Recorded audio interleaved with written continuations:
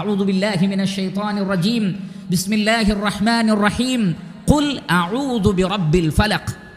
നബിയെ പറയണം, അഊദു, ഞാൻ അഭയം തേടുന്നു. ആരോട്? ബിറബ്ബിൽ ഫലഖ്, പുലരിയുടെ രക്ഷിതാവായ, പ്രഭാതത്തിൻ്റെ രക്ഷിതാവായ അള്ളാഹുവിനോട്. അന്ധകാരങ്ങളെ നീക്കി പ്രകാശത്തെ കൊണ്ടുവരുന്ന അള്ളാഹുവിന് സകല അന്ധകാരങ്ങളിൽ നിന്നും സൃഷ്ടികളെ വെളിച്ചത്തിലേക്ക് കൊണ്ടുവരാൻ സാധിക്കും. എല്ലാ പ്രയാസങ്ങളിൽ നിന്നും അവരെ ആശ്വാസത്തിലേക്ക് കൊണ്ടുവരാൻ സാധിക്കും. അതുകൊണ്ട് പ്രഭാതത്തിൻ്റെ രക്ഷിതാവിനോട് രക്ഷ തേടുന്നു എന്ന് പറയുമ്പോൾ അതിൽ വളരെ വലിയൊരർത്ഥമുണ്ട്. സൂര്യനെ ഉദിപ്പിക്കുന്ന റഹ്മാനായ റബ്ബ്, ഇരുട്ടിനെ നീക്കുന്ന അല്ലാഹു സുബ്ഹാനഹു വ തആല എല്ലാ പ്രതിസന്ധികളിൽ നിന്നും ഇരുട്ടുകളിൽ നിന്നും നമുക്ക് രക്ഷ നൽകുന്നതാകുന്നു.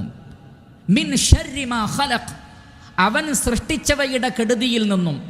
അള്ളാഹു സൃഷ്ടിച്ചതെല്ലാം ഖൈറാണ്. അല്ലദീ അഹ്സന കുല്ല ഷൈഇൻ ഖലഖ, അള്ളാഹു സൃഷ്ടിച്ചതിനെല്ലാം അള്ളാഹു നന്നാക്കിയിട്ടുണ്ട്. എന്നാൽ അതിൽ ചിലത് മനുഷ്യർക്കും അതേപോലെയുള്ള ചില ജീവികൾക്കും ഷർറായിത്തീരും. അതെന്തിനാണ്?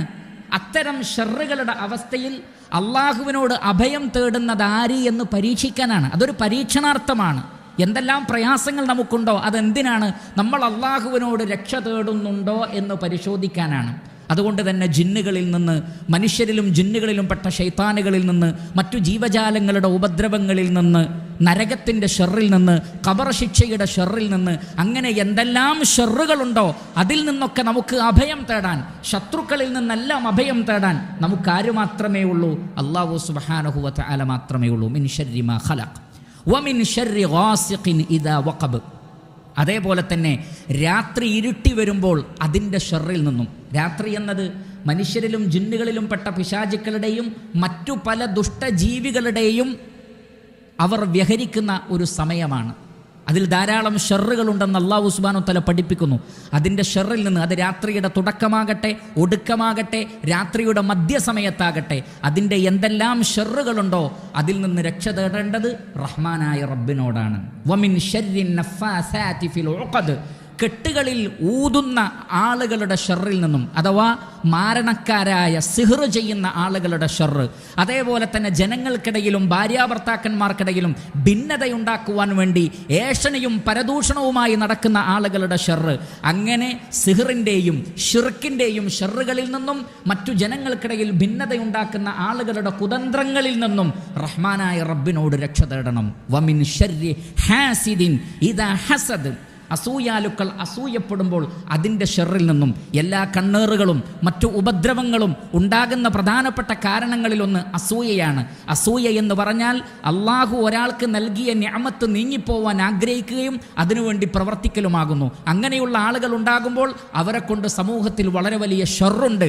അതുകൊണ്ട് അസൂയപ്പെടുമ്പോൾ അതിൻ്റെ ഷെറിൽ നിന്നും അള്ളാഹുവിനോട് കാവൽ തേടുക. അതുകൊണ്ട് തന്നെ ഈ ഒരു അധ്യായം ഒട്ടുമിക്ക വിഷയങ്ങളിൽ നിന്നും അള്ളാഹുവിനോട് അഭയം തേടുന്ന അധ്യായമാണ്. അതുകൊണ്ടാണ് റസൂലുള്ളാഹി സ്വല്ലല്ലാഹു അലൈഹി വസല്ലമ ഒരു സ്വഹാബിയോട് ഈ അധ്യായങ്ങളെക്കുറിച്ച് പറഞ്ഞത്, ലം യുറ മിസ്ലുഹുന്ന ഖത്തു, തത്തുല്യമായ അധ്യായം പരിശുദ്ധ ഖുർആനിൽ വേറെയില്ല. അതേപോലെ തന്നെ ഈ അധ്യായങ്ങൾ അത് എപ്പോഴും പാരായണം ചെയ്യാൻ നബി സല്ലല്ലാഹു അലൈഹി വസല്ലം ആവശ്യപ്പെട്ടു. ഫഇന്നക ലൻ തഖറഅ ബിമിസ്ലിഹിമ, ഈ രണ്ട് അധ്യായങ്ങളെ പോലെ നീ പാരായണം ചെയ്യുന്ന മറ്റൊരു അധ്യായമില്ല എന്നാണ്. മാ സഅല സായിലുൻ ബിമിസ്ലിഹിമ വലസ്തആദ മുസ്തഈദുൻ ബിമിസ്ലിഹിമ. അള്ളാഹുവിൻ്റെ റസൂല് പറയുകയാണ്, അള്ളാഹുവിനോട് ചോദിക്കുന്ന ആളുകൾ ഈ രണ്ട് അധ്യായങ്ങൾ കൊണ്ട് ചോദിക്കുന്നത് പോലെ വേറെ ഒരു ശ്രേഷ്ഠമായ ചോദ്യമില്ല. ഈ രണ്ട് അധ്യായങ്ങൾ കൊണ്ട് അഭയം തേടുന്നത് പോലെ വേറെ വാക്കുകളില്ല എന്ന് റസൂലുള്ളാഹി സ്വല്ലല്ലാഹി അലൈഹി വസല്ലം പറയുകയാണ്. അതുകൊണ്ട് അഭയം തേടാനും റബ്ബിനോട് ചോദിക്കാനും അള്ളാഹുവിൻ്റെ കാവൽ തേടാനും ഖൈറുകളെ തേടാനും ഈ അധ്യായങ്ങളെ നാം സ്വീകരിക്കേണ്ടതുണ്ട്, ജീവിതത്തിൽ കൊണ്ടുപോകേണ്ടതുണ്ട്. അല്ലാഹു സുബ്ഹാനഹു വ തആല നാം ഏവരെയും അനുഗ്രഹിക്കുമാറാകട്ടെ.